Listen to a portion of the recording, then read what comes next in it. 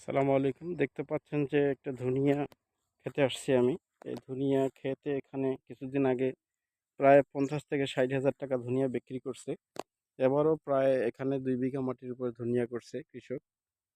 দেখতে পাচ্ছেন ধনিয়া একটা মসলা জাতীয় সবজি, ফসল।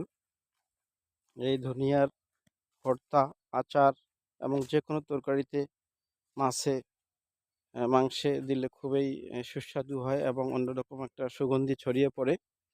এই ধনিয়া খুবই ভালো একটা অর্থকরী মশলা জাতীয় শস্য ফসল। এই যে দেখতে পাচ্ছেন এখানে ধনিয়া খুব সুন্দর হয়েছে এবং বেশি পরিচর্যা করতে হয় না এবং এখানে পোকামাকড় আক্রমণ কম।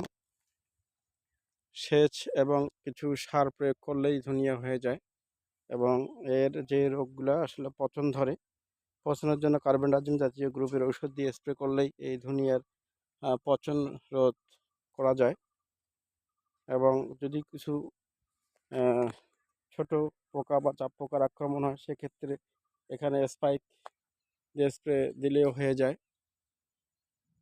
আর বেশি কড়া ওষুধের প্রয়োজন হয় না। দেখতে পাচ্ছেন এটা কিন্তু পুরো পুরো ধনিয়া। এই গাছগুলো একটু বড় হয়েছে।